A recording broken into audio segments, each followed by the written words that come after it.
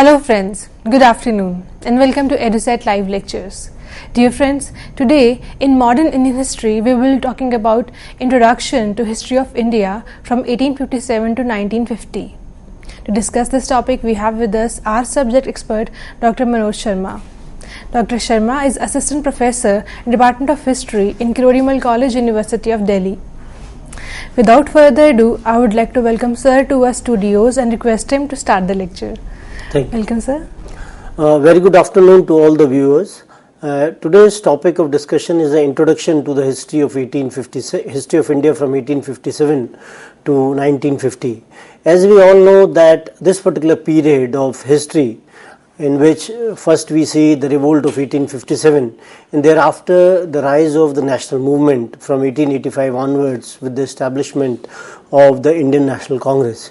So this period is one of the most important and significant periods in the Indian history.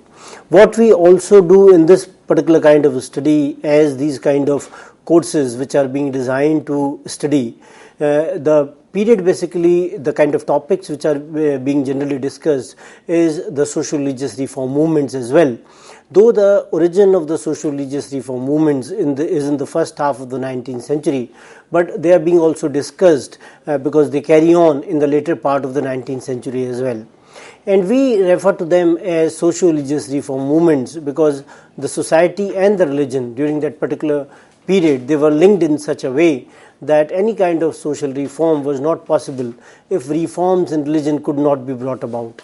And the social religious reform movements, they centered on generally two issues.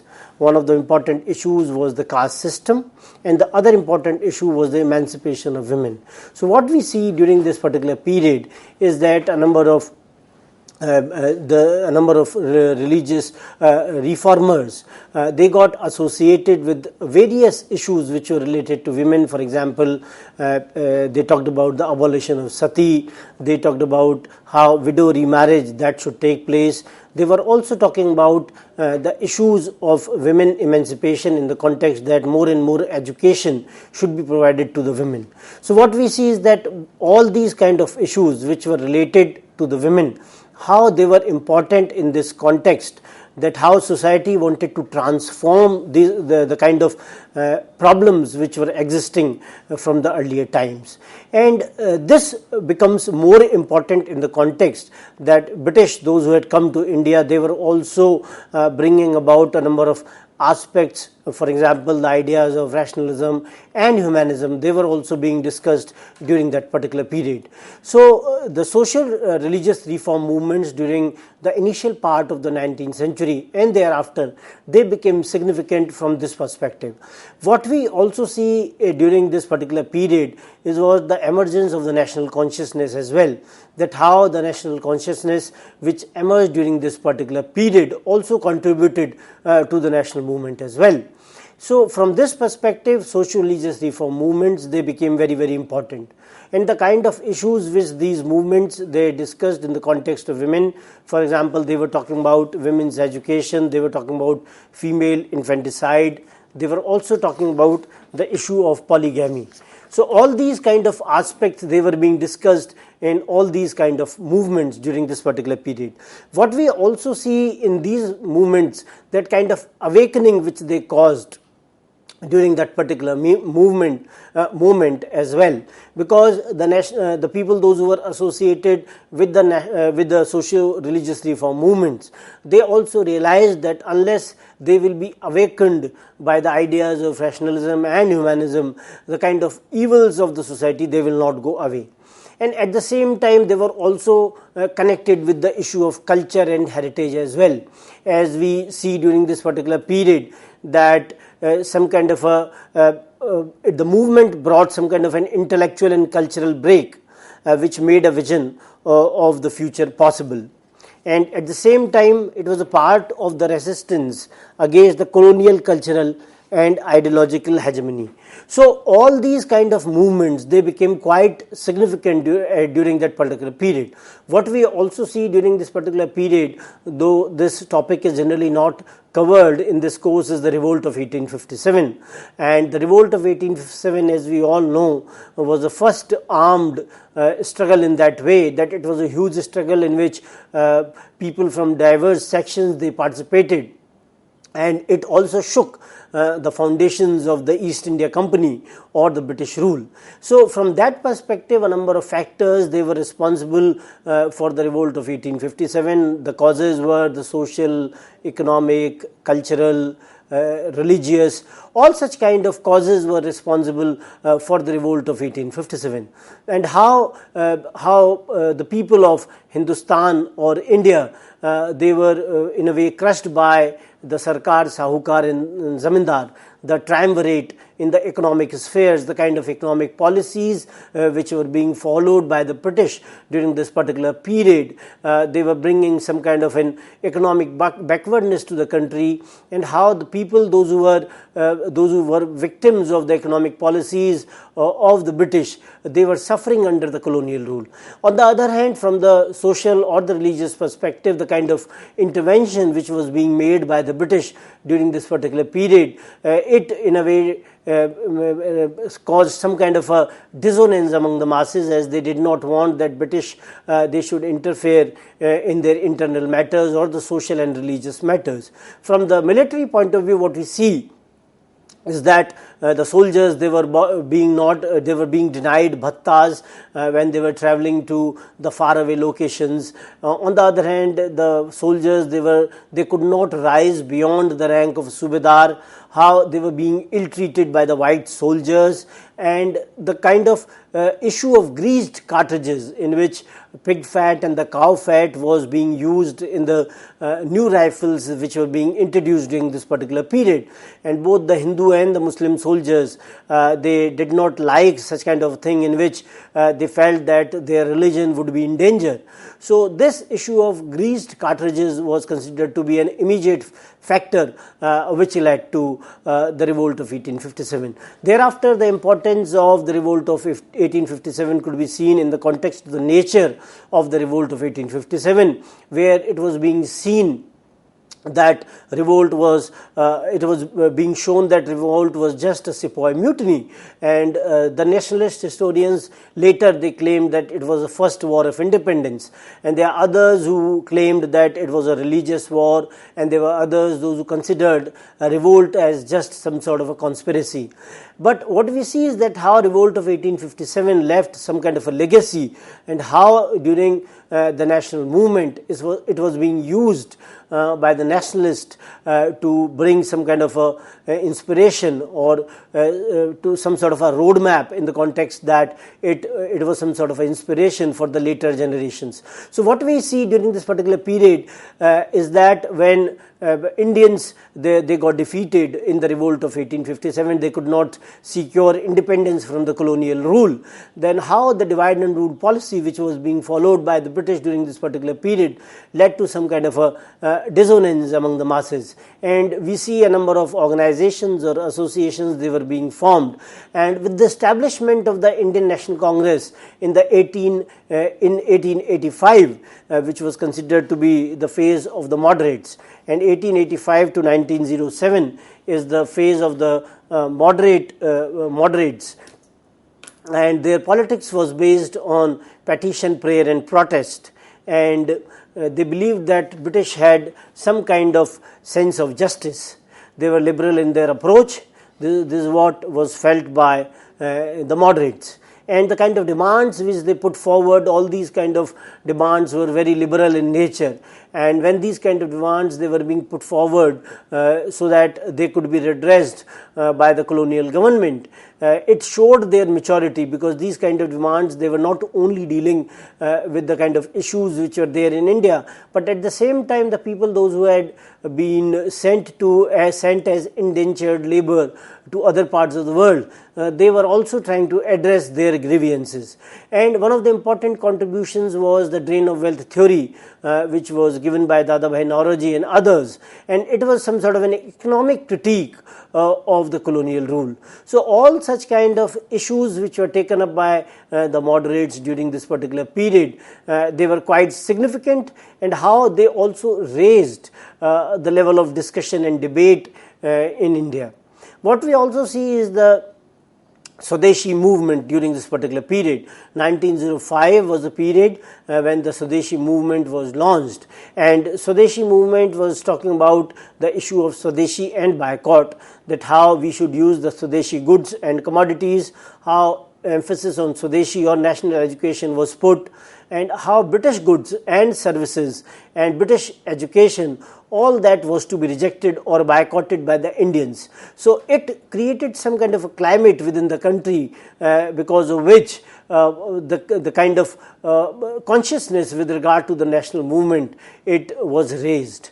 And when Swadeshi and the boycott movement, it became quite popular in Bengal and other parts of India, we see a number of leaders, they also got recognition because of their contribution in this movement. And the movement was launched because British, they wanted to divide the Bengal on the basis of the division of Hindus and Muslims, that how they wanted to weaken the national movement, in which in Western Bengal we'll have more of Hindus and in Eastern Bengal we'll have more of Muslims. So it will be able to weaken the national movement in this way, and the reason was cited as the administrative efficiency or expediency. So what we see is that how the consciousness of the masses was raised from 1885 onwards, when the establishment of the Congress takes place, and how a number of issues they get prominence during this particular period. After the phase of the moderates, we find the phase of the extremists. Lal, Bal and Pal, they were considered to be the three important leaders who were associated with the extremists. And all these important leaders, for example, Gangadhar Tilak, he says that Swaraj is my birthright and I shall have it. And they also excessively glorified the ancient heritage. So what we see during this particular period, that the extremists, they were critical of the moderates. The kind of politics which was being followed by the moderates was not acceptable to the extremists, and they felt that they have to follow a kind of politics in which they are able to force the colonial government to withdraw from India, and for that they'll have to follow an approach in which they should not be mere mendicants, they should not be mere beggars, rather their approach should be more forceful in nature. What extremists did was, in the context that they defied the nation, they considered nation to be some sort of a deity, because of which some of the Muslim elements, they got alienated from the kind of politics which they followed. Another important phase of this particular period was the period of the revolutionaries. What we see during this particular period is that how revolutionaries, they were disillusioned with the colonial or the British government, and they used violence to achieve their objectives, and how they attacked on government officials and the treasuries. Bhagat Singh and others like Rajguru, Ashfaqullah, Chandrasekhar Azad sacrificed themselves for the country. So what we see is that the role of revolutionaries during this particular period was quite significant in the context that they brought back the idea of heroism back, and they believed that British, they did not want to provide any kind of justice to the Indians, and they were always oppressive in nature, and they believed in the strength or the issue of might, that they have to seek Swaraj, they have to seek self-government through their might, and if they will be able to terrorize the British officials in some way, then it will be quite useful in that particular perspective.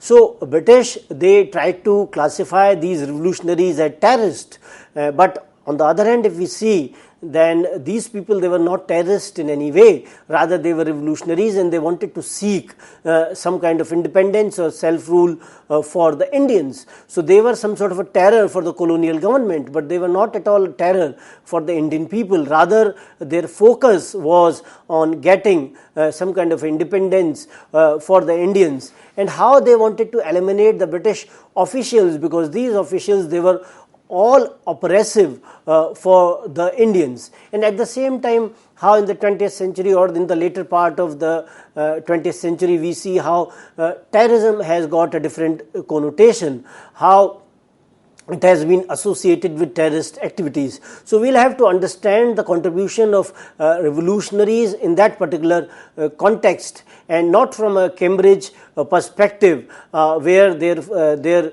focus is on the positive contribution of the British, and in seeing the role of revolutionaries in a very negative manner.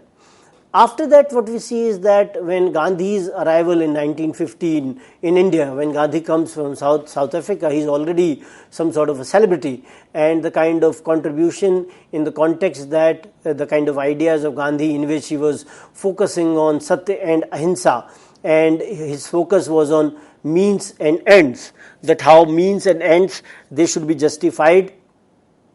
Gandhi's beliefs and practices, they also show some kind of a consistency.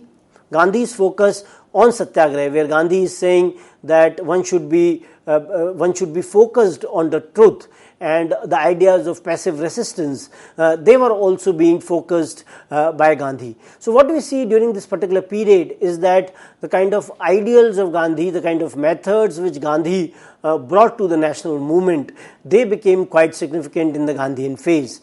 And all the movements of Gandhi, for example, non-cooperation movements or civil disobedience movement or Quit India movement, which were considered to be the important movements of Gandhi, they see that Gandhi focused on truth and ahimsa, and he wanted all these kind of movements to be in a way that they are non-violent in nature.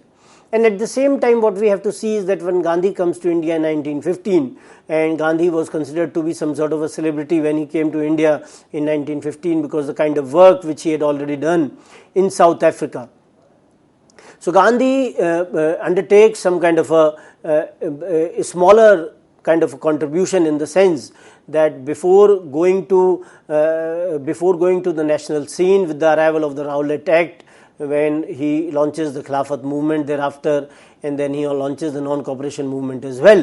Before that, Gandhi was involved in three smaller movements, and these smaller movements, the kind of victory which Gandhi achieves in all the three movements, provided some kind of platform to Gandhi in Indian context as well. For example, the Champaran Satyagraha, in which Gandhi got involved against the Tinkathia system for the indigo cultivation, or the Ahmedabad mill strike, in which 35 wage increase for workers was sought by Gandhi, and it was achieved as well, and the Kheda Satyagraha, where no revenue campaign was launched by Gandhi. So what we see in all the three movements, Gandhi was successful, and Gandhi's popularity, it also increased because of the kind of achievement which Gandhi could secure.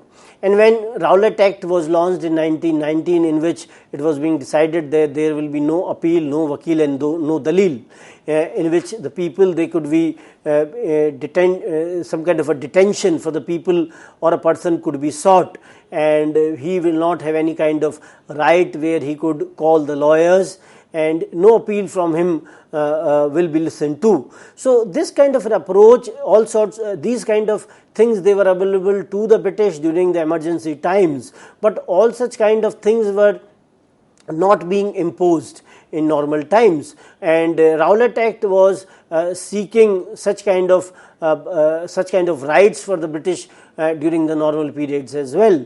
So all this was rejected by the people, and anti-Rowlatt protests, they could be witnessed at different times, which later led to the Jallianwala Bagh tragedy.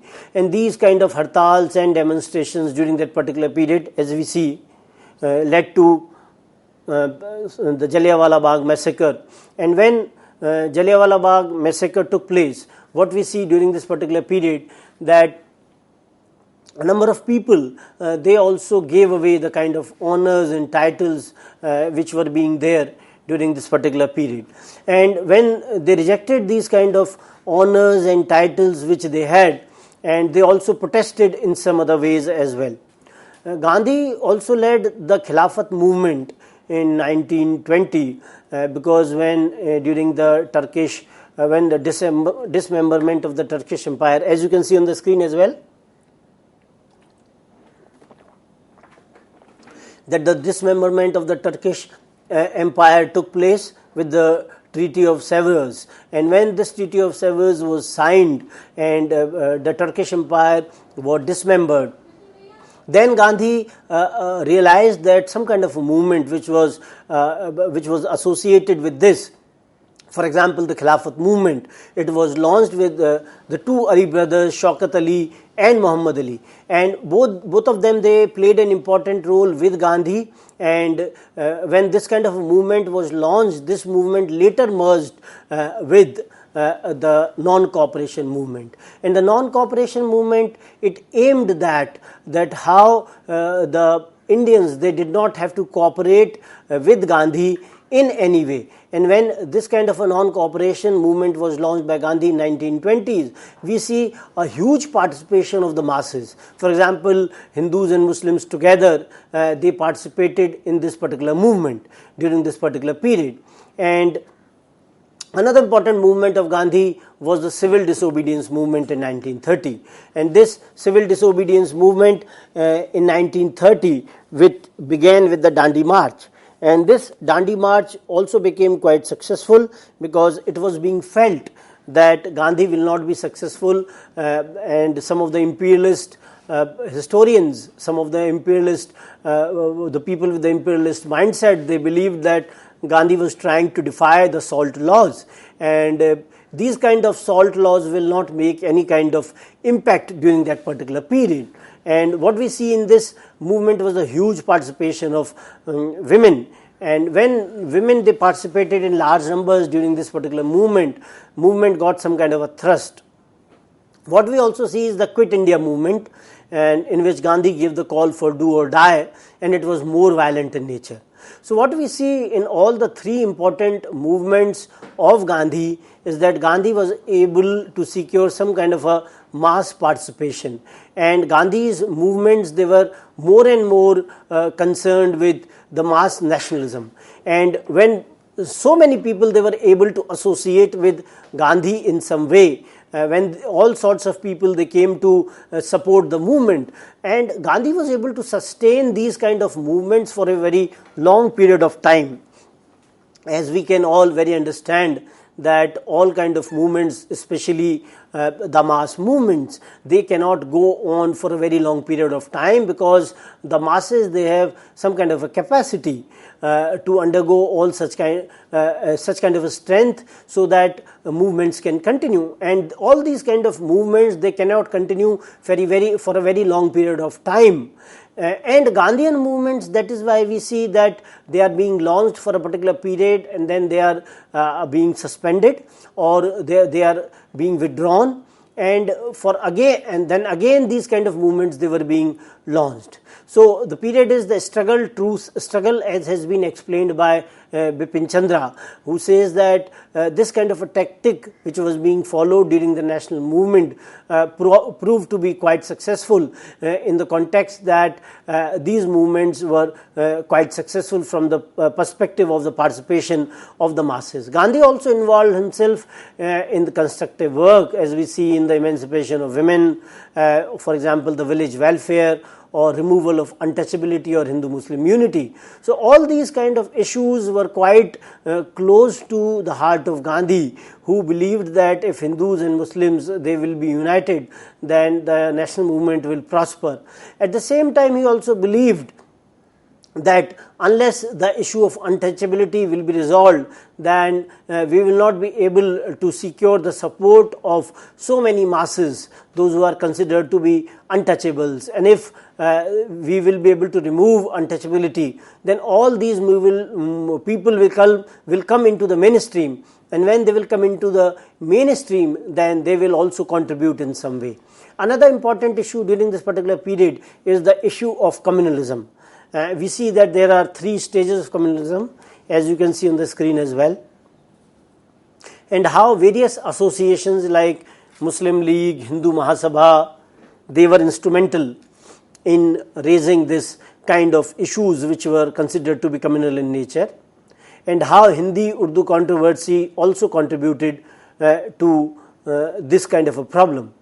Then the Lahore session of the Muslim League, in which demand for Pakistan was made, and then the Direct Action Day, in which we find a lot of violence. So what we see during this particular period, that a lot of communal or communal tendencies could be seen, in which it was being discussed that the interest, the third stage of communalism says that the interests of the Hindus and Muslims are antagonistic to each other, and these kind of interests were the secular interests. Secular interests were the socio-economic and the cultural interests. So what we see during this particular period, that how people they got divided on the communal lines, and when the people they got divided on the communal lines, this kind of fanning of communal passions was also done by the British, because they wanted to weaken the movement as well, and for this they followed the divide and rule policy.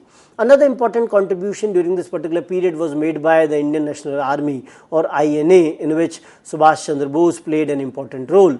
It was initially started by Captain Mohan Singh, and thereafter Subhash Chandra Bose, who gave the call of Dilli Chalo, or Tum Mujhe Khoon Do, Main Tumhe Azadi Dunga. So all these kind of slogans, they were being raised during this particular period, and how INA was also able to inspire the masses.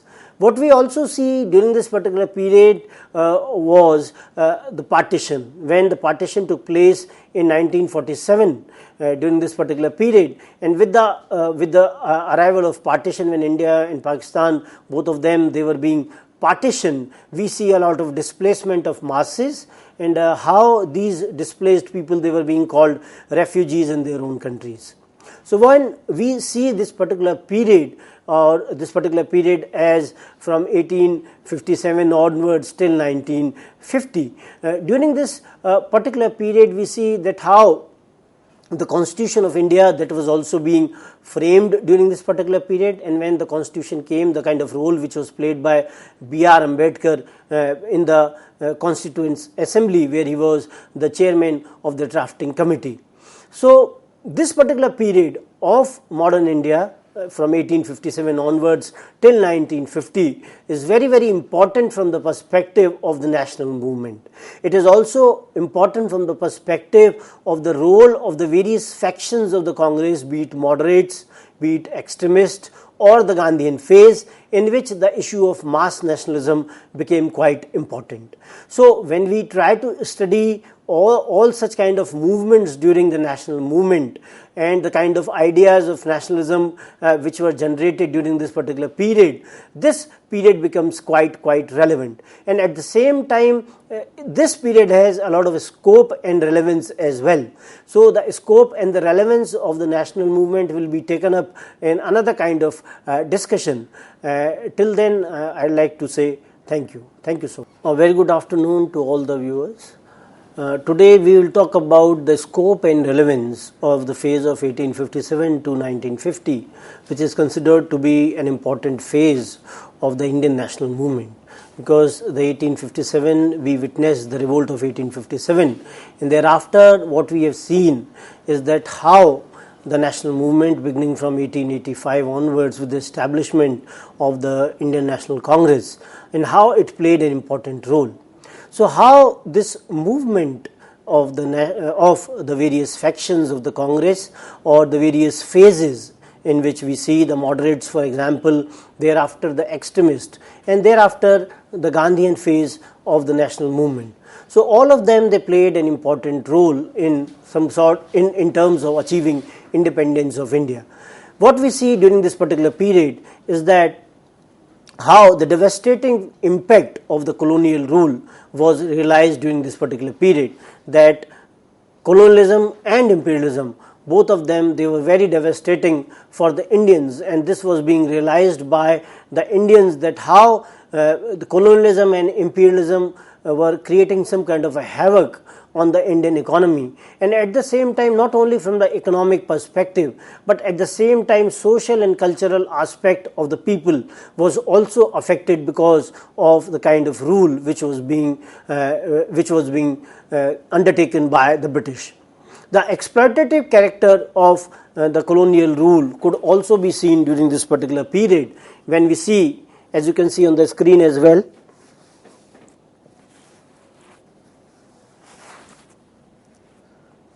all these kind of issues. They were quite relevant during this particular period.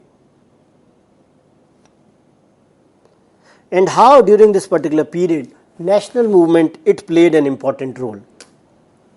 The role of the national leaders during this particular point of time, and the achievement of a democratic society because of the role of the leaders, then the historiography of the national movement, and the portrayal of nationalist ideals in cinema. So what we see is that the national movement had a very great scope in that sense, and it is relevant from the modern times. Even after India achieved independence in 1947, thereafter the study of national movement has a very great kind of relevance in the context that we will not be able to maintain our independence if we follow the same kind of tactics or the kind of policies which were being followed during the colonial period. So from that perspective, if we keep in mind all those kind of aspects, then only we will be able to maintain our independence. What we also see during this particular period was the role of the national leaders, that how Gandhi, Jawaharlal Nehru, Subhash Chandra Bose, Lala Lajpat Rai, all these kind of leaders, the kind of contribution they made, not only from the perspective of the role in the Congress, but at the social level as well. And at the same time, those who were not associated with the Congress, there were other leaders, not only in the nationalist framework, but at the same time those who were working at the local levels as well. And how these leaders, those who were working at the local levels, now they were also motivate the masses so that they come in the nationalist mainstream. So all sorts of contribution by the national leaders in the national movement and thereafter in the social sphere as well was also quite significant during that particular period. And because of the efforts of such leaders, how we were able to achieve some sort of a society in which the ideals of secularism, the ideals of socialism, the ideals of a sovereign kind of a society, they were being talked about during that particular moment. And at the same time, what we see during this particular period and during the later times as well was the historiography of the national movement. When we talk about the historiography of the national movement, we see that how various schools which are associated with the national movement, the kind of judgments which they pass, the kind of analysis which they do, the kind of interpretation which they put forward about the national movement, how they try to in a way argue about the points on which they have some kind of an viewpoint, and on the other hand they want to reject the kind of viewpoint which has been given by others. So all these kind of important issues about the national movement, they could be understood within the kind of historiography which has been put forward with regard to the national movement. And at the same time, how these kind of nationalist ideals, they were also being exhibited in the films or the literature of that particular period as well. What we see during this particular period is the economic impact of the colonial rule. Deindustrialization was one, and how because of the policies which were being followed by the British, deindustrialization took place. Impoverishment of agriculture was another. Famines, poverty of the masses, no growth of modern industries, and deforestation, which led to the commercial forest policy. So what we see is that how colonial rule was affecting the Indian industries in every way, how it was affecting the Indian economy in every possible manner. how because of the impoverishment of agriculture, we see that famines were taking place in different parts of the country. And because of the famines, millions of people, they died during this particular period. At the same time, people became impoverished and poor. They were not able to sustain themselves in any way because British, they were taking away all sorts of resources which were available to the natives, to their own homelands in London or Britain. So what we see during this particular period is that the kind of policies which were being followed by the British, they were leaving no stone unturned in exploitation of India in every possible way. And the kind of deforestation which was caused of the commercial forest policy by the British, it was also playing an important role in terms of the subsistence needs of the people, those who were living near the forest areas, be the tribals or the agriculturalists. So in this way, Indians, they were being exploited in every way by the British. When we see the contribution of the national movement, we see that the true character of the British rule could be seen during this particular period. When Indians, they talked about drain of wealth or the drain of wealth theory, they were suggesting that how India was drained of its wealth by the British, how millions of rupees or the resources in that monetary value, they were being taken away from India to Britain, and how Britain, they were talking about the paternalism of the Raj. And this paternalism of the Raj was so called in nature because they were not in any way paternalistic to the Indian society or community. Rather, their paternalism was so called in nature because it was there to suit the British interest in all way. How the policy of divide and rule was being followed so that Indians are not able to secure any kind of unity in India. And at the same time, we also see that how Indians, they wanted that all sorts of mass mobilization should take place, and how Gandhi and other leaders, they mobilized the masses so that some kind of a society in which egalitarian values, in which democratic aspects, they could be fulfilled. What we also see during this particular period is the realization of the guiding principles of British. As you can see on the screen as well, that the politics which was being followed by the British, it depended on pragmatism, greed, political expediency, economic self-interest, racialism and sense of superiority, and utmost oppression. So all these kind of ideas, they were the guiding principles of the British. They wanted their policies to be quite practical in nature, where they were not relying on any kind of principles. Their only principle was greed and as much as exploitation of the Indian resources, so that they are able to augment the income of the British, and at the same time they are able to garner as many resources as possible for the British. So they were all unethical in nature, but at the same time they were trying to project themselves as superior in nature. They were trying to project themselves as if they were doing some kind of an obligation for the Indians when they were ruling Indians. So the white man's burden, this kind of an idea was propagated, in which it was being suggested that Indians, they were being ruled for their own benefit by the British, and the British, they had this kind of idea propagated that Indians were barbaric or uncivilized in nature, and British had come to India to civilize them, and they will civilize them by the introduction of the modern education in English, and they will also provide them the modern means of transportation and communications. Though all these kind of services which were being provided by the British were for the British, for the benefit of the British, and even the introduction of the English was also being done so that they can, in a way, they can also involve so many Indians at the lower rungs of administration, because unless Indians, they will be trained in English, they could not be utilized at the lower administrative rungs. And when we see the role of national leaders in the context of the various leaders, for example Mahatma Gandhi or Jawaharlal Nehru, Sardar Vallabhbhai Patel, B.R. Ambedkar, Bhagat Singh, they were all talking in the context of the emergence of a progressive India.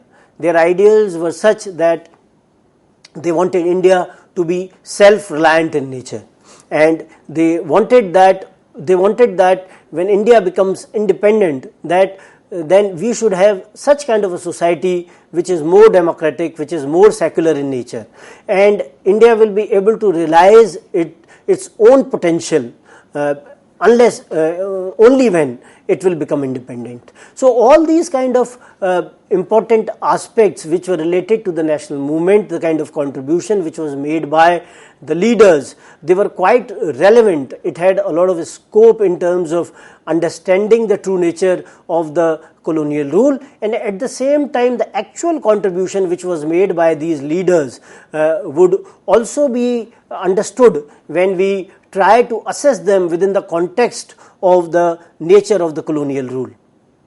When we try to understand the national movement during this particular period, we see that a number of schools, they have tried to study the national movement. For example, Cambridge School, the historians, those who are associated with this school, they deny the basic contradiction between the interest of the Indian people and the colonialism.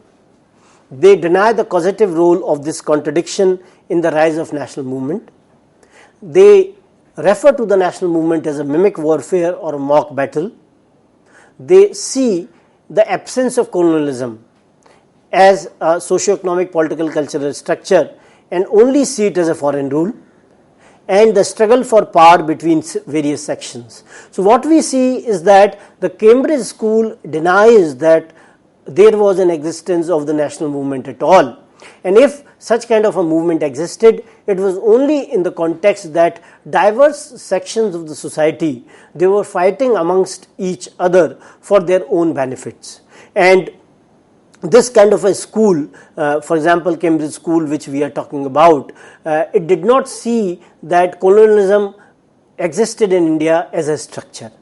The kind of inroads which were made by colonialism in socio-economic, political, cultural aspects was denied by them, and the kind of conflict which was there between colonialism and the Indian interest was denied by this school. They see that it was just merely some kind of a foreign rule, and this was rejected by other schools, for example the nationalist school, and they also denied or saw some kind of a, they did not see any kind of contradiction in that context, that how the colonial rule was leading to the national movement, because they did not consider India as a nation. They refused to consider India as a nation. They just saw India as some sort of that how factions in different sectors in India, they were trying to get control over some kind of a leadership of a movement which they initiated against the British. So what they see is that how elite groups of the Indians, they were trying to control the national movement or a movement against the British. So their perspectives, they rely on such kind of accounts where they deny India as a nation, where they reject Indian history from the perspective of the national movement. And one of the historians, Anil Seal, who is associated with the Cambridge School, he see the national movement as representative of some sort of a struggle of one elite group against another for the British favours. They say that both the groups or the different groups of the elites, they were fighting amongst each other so that they are able to secure some kind of support from the colonial government. Another important school was the nationalist school, as you can see on the screen as well. They realized the exploitative character of colonialism, and they said that it was a result of the spread and realization of the idea of nationalism or liberty. They also said that it was a movement of the people. Their weakness was that they underplay or ignore the inherent or the inner contradictions of the Indian society. So nationalist school realized the character of colonialism, that it wanted to exploit the Indians in every possible way. They also say that it was the movement of the masses, because the masses, they aligned with the movement in every possible way, and masses, they were also quite aware that they wanted to secure independence for their own country. On the other hand, one of the other schools is the Marxist school. Marxist school, they study the contradictions between the Indian people and the colonialism, and they see the India becoming some sort of a nation. India becoming the process of the nation in the making was also realized by them. They say that the process of nation in the making was quite there. They take note of the inner contradictions of the Indian society, and their weakness was that they were not able to fully integrate their treatment of primary anti-imperialist contradiction and secondary inner contradictions, and tend to counterpose anti-imperialist struggle to class or social struggle. So what we see is that on the one hand they realize the contradictions, but at the same time their weaknesses were also there, that they were not able to integrate in such a way that as you saw on the screen as well, that they had a viewpoint in which they saw the national movement in this particular perspective. And thirdly, when we see is that they tend to see movement as a structured bourgeoisie movement and miss its open-ended and all-class character. So that the national movement was open-ended in nature, but they see it as a structured bourgeoisie movement. So this was one of the weaknesses, that the all-class character of the national movement was not seen by them. And then they tend to equate or conflate the national leadership with bourgeoisie or capitalist class. This was another important aspect which was associated with the Marxist. Another important school was the subaltern school. Subaltern school basically was a school which was dealing with the history from below. History from below means that they wanted to read history from below, how the subordinate classes, which are referred to as the subaltern classes, subaltern in the context that they are being subordinated in their position, and how their history was an important history, how their history should also be read. These people, they had all kinds of consciousness. This should also be realized, as has been suggested by the subaltern school. They want to study the autonomous domain of the subaltern consciousness, where they assign that whoever is subordinate in class, in context of gender, office or caste, their history should also be understood. And they also said that the study of the subaltern was premeditated and it had a consciousness, and this consciousness was opposed to spontaneity. So subaltern, they study the basic contradiction in the Indian society, and this contradiction was between elites, which were both Indian and foreign on the one hand, and subaltern group on the another. Two distinct movements they existed: real anti-imperialist movement stream of the subalterns and the bogus national movement of the elite. This is what they argue. So this argument that movement was divided into two groups, in which there was one elite movement and there was another which was the real movement of the subordinate classes or the subaltern, was being propagated by the subaltern school. It had a number of weaknesses as well, because it some sort of a disturbing resemblance to the imperialist or the neo-imperialist characterization could be seen in this particular movement. Secondly, another weakness of this movement, as has been talked about by Bipin Chandra, is that they divide the movement into two and then accept the neo-imperialist characterization for the elite stream.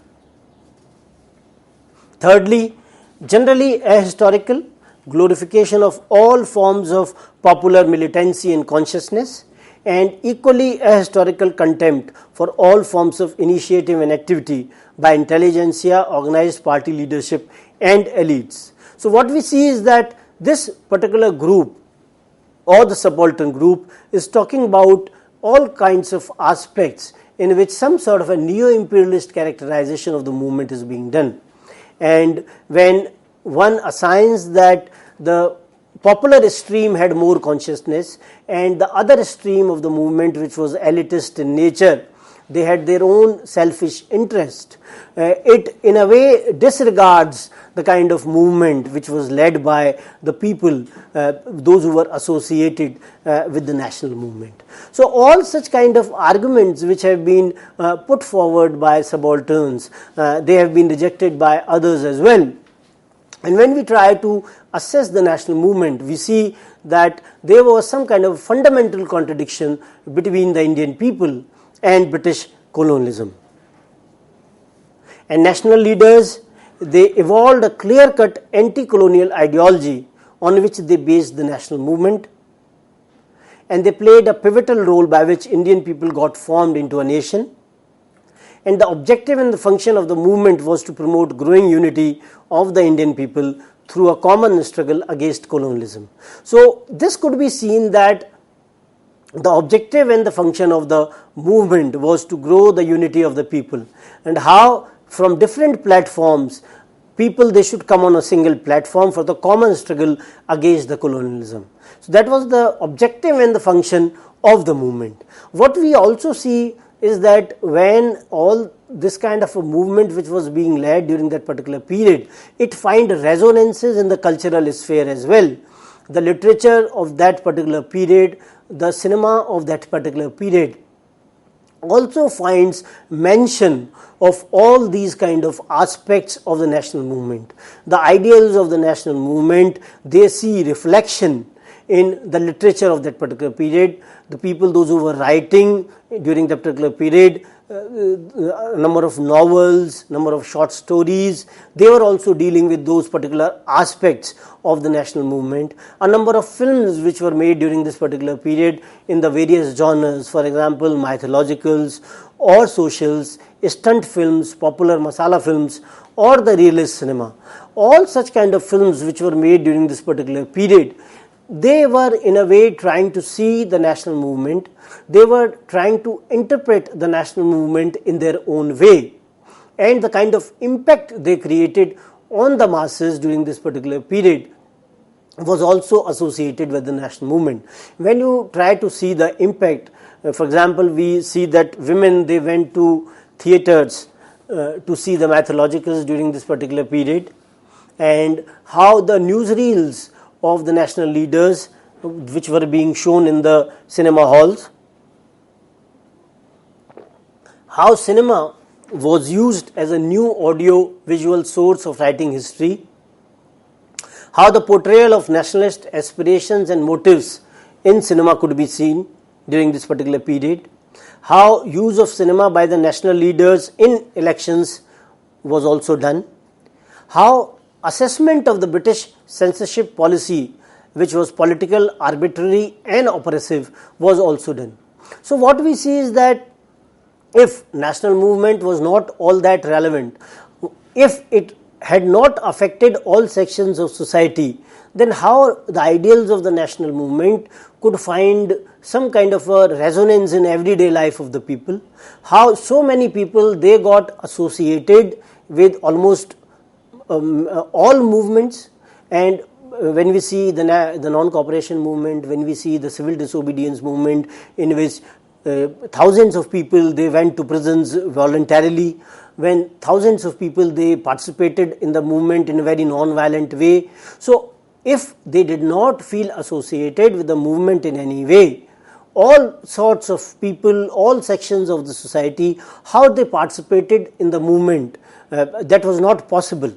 And how various streams of arts, they could also find the issues which were relevant to the national movement in their own way, how they got portrayed in literature, how they got portrayed in cinema or in art, for example, where Abhinandannath Tagore or Nandalal Bose, all these people, those who got associated with a new kind of art which was against the colonial traditions of art, which was quite there in the 20th century when India was fighting against the colonial rule.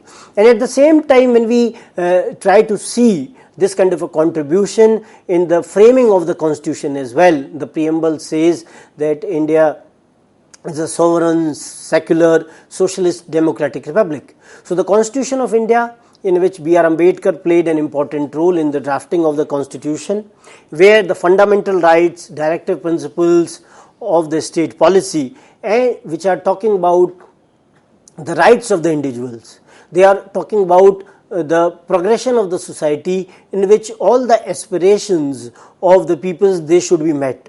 So they are being talked about in that fashion. And at the same time, the universal suffrage, which was being given to the Indians, in which they can vote irrespective of any kind of distinctions. If they achieve a particular age, then they are being given the universal suffrage.